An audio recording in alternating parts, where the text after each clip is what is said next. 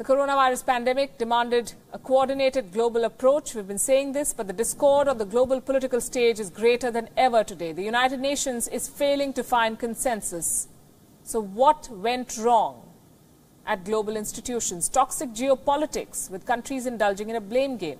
That's the assessment of the former Prime Minister of New Zealand, Helen Clark. Earlier today, she spoke exclusively to us. Here's an excerpt of that conversation. Helen Clark, you've been part of the United Nations Development Programme, you've headed it, and you understand how the system works better than most others. Why did the UN fail in its response to this pandemic? So the UN is a multi-layered beast, of course, and I do want to give a shout out to the WHO, which 4 months ago had never heard of this virus. It hears at the end of December. It responds with the information it has. It gives guidance, but not enough countries follow its guidance.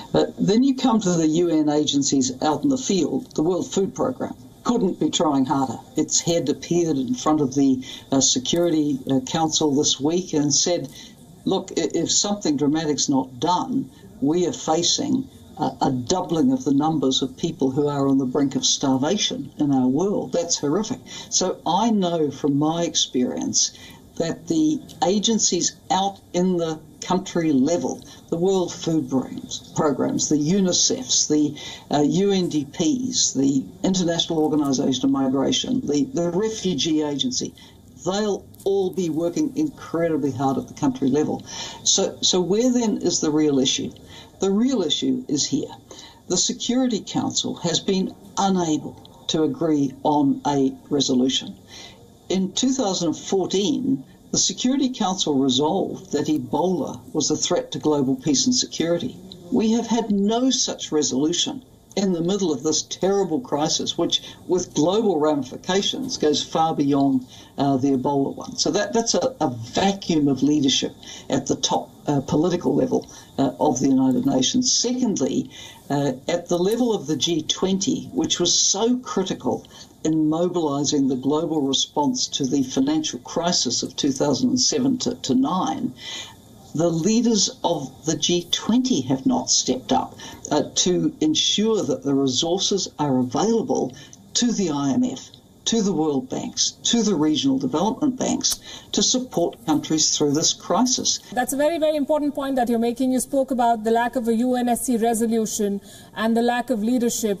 Are some leaders in some countries, would you say, more to blame than others for hampering this?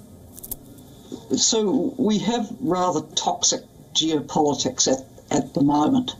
And if you, as a major country with a veto power on the Security Council, enter the room with the attitude that you are determined to have in the resolution a name for the virus, which is not the scientific name, but the name of the place where it came from, then you know that you really don't want a resolution. You're just into a blame game. And this is so distressing. People are dying out there, now in their hundreds of thousands. It's just not appropriate for this sort of behaviour to carry on in the middle of a global crisis like this.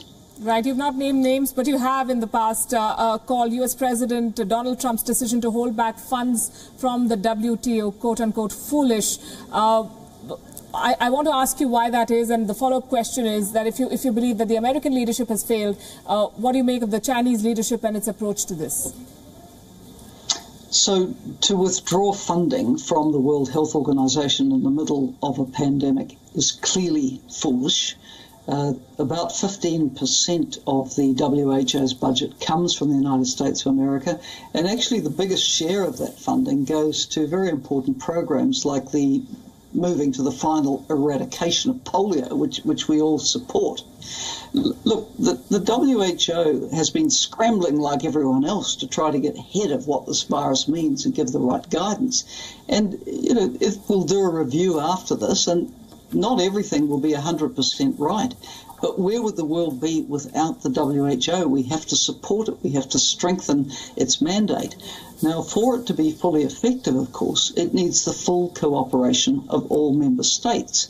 And that means that at the very first hint of a new virus like this, the country that it appears in must go to the WHO. In the case of SARS, as I recall, back in around 2003, it took some 3 months for China to notify. This time, it's not clear how long the government of Beijing knew about it, but I would think almost certainly at least sometime before the 31st of December notification. So we need transparency and openness from every member state if we're to get on top of a virus like this very, very quickly.